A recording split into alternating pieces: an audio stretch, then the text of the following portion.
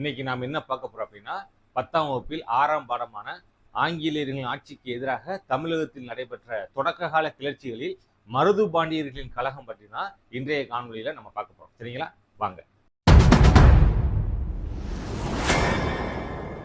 வீரபாண்டிய கட்டபொம்மனின் கழகம் 1799 ஒடுக்கப்பட்ட பிறகு மீண்டும் கழகம் வெடித்தது.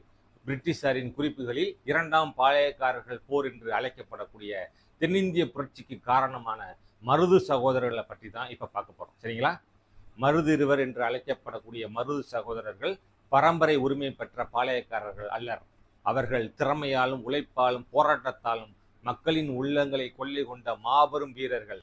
ராமநாதபுரம் நரிக்குடிக்கு அருகே முக்குளம் என்னும் கிராமத்தில் மொக்க பழனியப்பன் என்னும் சாதாரண படை வீரனுக்கும் பொன்னாத்தாள் என்னும் எளிய பெண்மணிக்கும் பிறந்த மருது சகோதரர்களை அவர்களுடைய தந்தை சிவகங்கை அரசர் முத்துவடுகநாதரிடம் வேலைக்கு சேர்த்து விடுகிறார். படிப்படியாக உயர்ந்து படைத்தலைவர்களாக உருவாகிறார்கள்.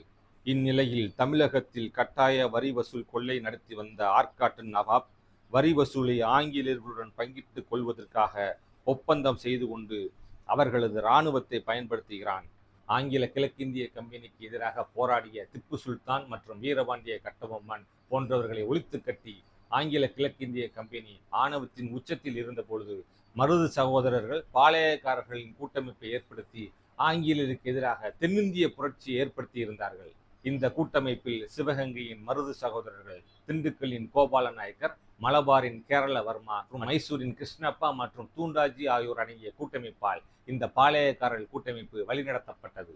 1800 காலகட்டத்தில் இந்த கூட்டமைப்பு ஆங்கில கிழக்கிந்திய கம்பெனிக்கு எதிராக கிளர்ந்தெழுந்தார்கள்.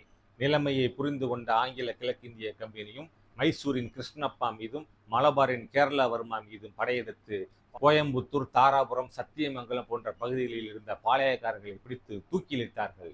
இந்நிலையில் வீரபாண்டிய கட்டபொம்மனின் தம்பிகளான ஊமைத்துறையும் சிவத்தையாவும் பாளையங்கோட்டை சிறையிலிருந்து தப்பித்து கமுதி காடுகளில் பதுங்கி இருப்பதை அறிந்த சின்னமருது தனது பாதுகாப்பில் சிறுவயலுக்கு அழைத்து வந்தார்.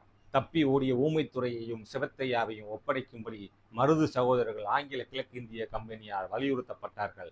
ஆனால் மருது சகோதரர்கள் இதற்கு மறுப்பு தெரிவிக்கவே ஆங்கில கிழக்கிந்திய கம்பெனி தனது படைகளை சிவகங்கையை நோக்கி செலுத்தியது. ஆங்கில கிழக்கிந்திய கம்பெனியின் கர்னல் அக்னியூ, கர்னல் இன்ஸ் ஆகியோர் சிவகங்கையை நோக்கி படை நடத்தி சென்றார்கள். சிவகங்கை பாளையத்திலிருந்து ஒருவரின் ஆதரவையும் பெற முடியாத அக்னியூ மருது சகோதரர்களை வீரத்தால் வெல்ல முடியாது என்பதை உணர்ந்து அவர்களை துரோகத்தால் வீழ்த்த எண்ணினான். அதனால் சிவகங்கை பட்டத்துக்கு உரிமை உண்டு என்று நினைப்பவர்கள் எவரும் என்னை சந்தித்தால் இந்த கிளர்ச்சி ஒடுக்கப்பட்ட பின் அவர்களுக்கு அரியணை வழங்கப்படும் என்று ஆசை வார்த்தை கூறினான்.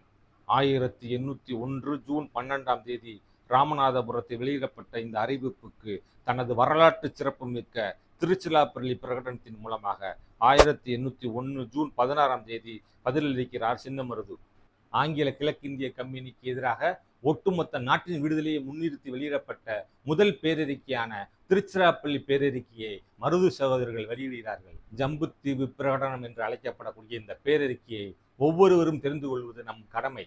இந்திய வரலாற்றில் பிரிட்டிஷாரின் ஆட்சிக்கு எதிராக மன்னர்களும் பாளையக்காரர்களும் நடத்திய காலனி ஆதிக்க எதிர்ப்பு விடுதலை போர்கள் தங்களது அரசுரிமையை பாதுகாத்துக் கொள்வது என்பதை மையப்படுத்தி இருந்த போது முதன்முறையாக மருது சகோதரர்கள் நாட்டின் விடுதலையை மையப்படுத்திய முதல் பேரறிக்கையை வெளியிட்டு சாதி, மத, மொழி வேறுபாடுகளுக்கு அப்பாற்பட்டு மக்கள் அனைவரையும் காலனி ஆதிக்க எதிர்ப்புக்காக ஒன்றிணைய கோரும் முதல் பிரகடனம் இதுதான். இதை காண்போர் அனைவரும் கவனத்துடன் படிக்கவும். ஜம்பு தீபகற்பத்தில் உள்ள ஜம்பு தீவில் வாழும் அந்தணர்கள், சத்திரியர்கள், வைசியர்கள், சூத்திரர்கள், முசல்மான்கள் முதலான அனைத்து சாதியினருக்கும் தெரியப்படுத்தும் அறிவிப்பு என்னவென்றால், மேன்மை தங்கிய நவாப் முகமது அலி அவர்கள் முட்டாள்தனமாக ஐரோப்பியர்களுக்கு நம்மிடையே இடம் கொடுத்து விட்டதன் காரணமாக இப்போது அவர் ஒரு விதவை போல் ஆகிவிட்டார். ஐரோப்பியர்களோ தங்களுடைய வாக்குறுதியை மீறி அவர்களுடைய அரசாங்கத்தையே தங்களுடையதாக ஆக்கி கொண்டு நாட்டு மக்கள் அனைவரையும் நாய்களாக கருதி ஆட்சி அதிகாரம் செய்து வருகிறார்கள். உங்களிடையே ஒற்றுமையும் நட்பும் இல்லாத காரணத்தால் ஐரோப்பியரின் சூழ்ச்சியை புரிந்து கொள்ள இயலாமல் உங்களுக்குள் ஒருவரை ஒருவர் பழிதுற்றுக் கொள்வது மட்டுமின்றி நாட்டையும் அந்நியரிடம் ஒப்படைத்து விட்டீர்கள். இந்த ஈனர்களால் இப்பொழுது ஆளப்படும் பகுதிகளில் எல்லாம் மக்கள் பெரிதும் ஏழ்மையில் உழல்கின்றார்கள். 1000 ஆண்டுகள் வாழ்வதாக இருந்தாலும் மனிதன் கடைசியில் செத்துத்தான் ஆக வேண்டும். ஆதலால் பாளையங்களில் உள்ள ஒவ்வொருவரும் போர்க்கோலம் பூண்டு ஒன்றுபட வேண்டும். இந்த ஈனர்களின் பெயர்கள் கூட நாட்டில் மிஞ்சி இருக்காமல் செய்ய வேண்டும். அப்போதுதான் நாம் அனைவரும் அல்லல் படாமல் வாழ முடியும். அதே நேரத்தில் இந்த ஈனர்களுக்கு தொண்டு ஊழியம் செய்து நாயைப் போல சுக வாழ்வு வாழ விரும்புகிறவன் எவனாவது இருந்தால் அத்தகைய பிறவியில் ஒழிக்கப்பட வேண்டும். ஆதலால் நமது உடம்பில் ஐரோப்பியனின் ரத்தம் ஓடாத அனைவரும் ஒன்று சேருங்கள். இதை படிப்பவர்களோ கேட்பவர்களோ இதில் கூறியிருப்பதை பரப்புங்கள். எவன் ஒருவன் இந்த அறிவிப்பை ஒட்டப்பட்ட சுவரிலிருந்து எடுக்கிறானோ அவன் பஞ்சமா பாதகங்களை செய்பவனாக கருதப்படுவான். இப்படிக்கு மருதுபாண்டியன் பேரரசர்களின் ஊழியன், ஐரோப்பியர்களின் ஜென்ம விரோதி. இப்பேரறிக்கை அனைவரும் காணும் வண்ணம் திருச்சிராப்பள்ளியில் நவாப்பின் அரண்மனையிலும் ஸ்ரீரங்கம் கோயில் சுவர்களிலும் ஒட்டப்பட்டது. இப்பேரறிக்கை மூலமாக ஆங்கிலேயருக்கு எதிராக செயல்படக்கூடிய அனைத்து பாளையக்காரர்களும் ஒன்று திரண்டார்கள். மருது சகோதரர்களால் வெளியிடப்பட்ட இப்பேரறிக்கையை கண்டு அஞ்சிய ஆங்கில கிழக்கிந்திய கம்பெனி மலேயா, சிலோன், வங்காளம் போன்ற பகுதிகளில் நிறுத்தி வைக்கப்பட்டிருந்த பிரிட்டிஷ் படைகளுக்கு அழைப்பு விடுத்தார்கள். இப்படைகளோடு ஆங்கிலேயர்களுக்கு தொண்டு ஊழியம் செய்து பிழைத்த புதுக்கோட்டை, எட்டயபுரம், தஞ்சாவூர் அரசர்கள் ஆங்கிலேயர்களோடு கைகோர்த்தார்கள். ஆங்கிலேயர்களின் பிரித்தாளும் சூழ்ச்சி பாளையக்காரர்களின் கூட்டமைப்பில் பிரிவினையை ஏற்படுத்தியது. இறுதியில் வலுவான இராணுவமும் சிறப்பான தலைமையும் கொண்ட ஆங்கில கிழக்கிந்திய கம்பெனியே மிஞ்சி நின்றது. ராமநாதபுரம் அருகே திருப்புத்தூர் கோட்டையில் 1801 அக்டோபர் 24 அன்று மருது சகோதரர்கள் தூக்கிலிடப்பட்டார்கள். மருது சகோதரர்களின் சார்பான கிளர்ச்சியாளர்கள் அனைவரும் மலேயாவில் உள்ள பிரின்ஸ் ஆஃப் வேல்ஸ் என்னும் தீவிற்கு நாடு கடத்தப்பட்டு அங்கேயே இறந்து போயினர். மருதிருவருடைய வீரத்தின் சுவடு கூட மிச்சம் இருக்கக்கூடாது என்று கருதிய வெள்ளையர்கள் அவர்களுடைய குடி வழியே இல்லாதொழித்தனர். ஆனால் மக்களோ மருதிருவரையும் வழிபாட்டிற்குரிய தெய்வங்களாக ஆக்கிவிட்டனர்.